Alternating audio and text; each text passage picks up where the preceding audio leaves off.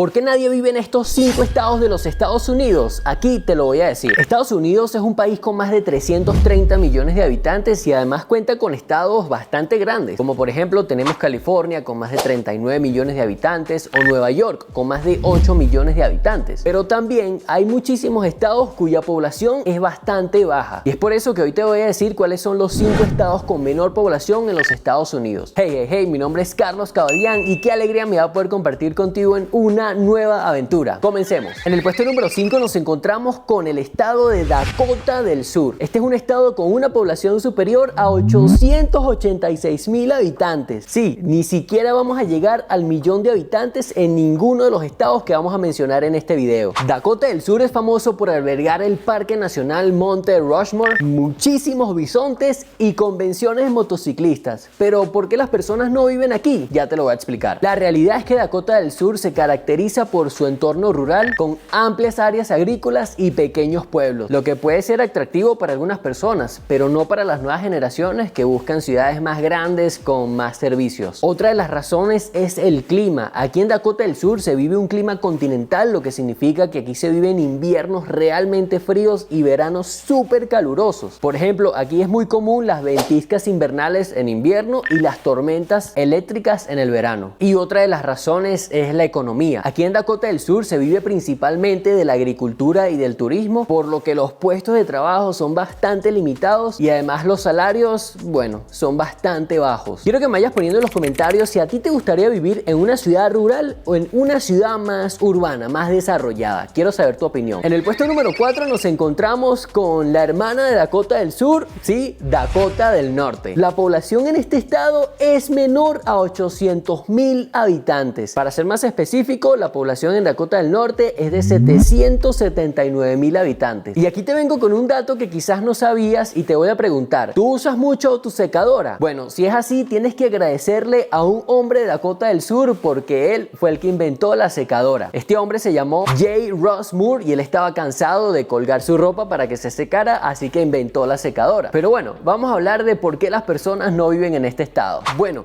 si el clima en Dakota del Sur era complicado, ahora imagínate en Dakota del Norte, ya que este estado se encuentra más al norte. Sí, aquí los inviernos con estas frías temperaturas y fuertes nevadas hace que no sea atractivo para muchísimas personas. Aquí nos encontramos con casi los mismos problemas que enfrenta Dakota del Sur. Sí, Dakota del Norte es un estado principalmente rural donde las personas viven de la agricultura y de la energía y también los puestos de trabajo escasean, además los salarios son bastante bajos. Es por eso que este estado tiene menos de 800,000 habitantes en su territorio. Pero eso sí, vas a disfrutar de una tranquilidad única al vivir en este estado. En el puesto número 3 nos encontramos con el estado más grande de los Estados Unidos, sí, el estado de Alaska. Como ya te lo debes imaginar, Alaska presenta un clima extremo con inviernos fríos y largos y veranos cortos pero frescos. Además de su ubicación remota, Alaska presenta una dificultad para poder acceder a diferentes lugares por carretera, lo que te puede limitar a tener acceso a bienes y servicios. Y escucha este dato interesante porque la economía de Alaska viene principalmente de industrias como el petróleo, la pesca y el turismo, pero sí, las oportunidades laborales siguen siendo limitadas en este estado. Además debes saber que la criminalidad es una de las peores en los Estados Unidos, o al menos eso reflejan casi todos los estudios, y el costo de vida es un 30% más alto que el promedio nacional. Claro, el costo de transportar los bienes hacia Alaska es mucho más alto, por lo tanto eso se ve reflejado en los precios. Y si te estabas preguntando, la población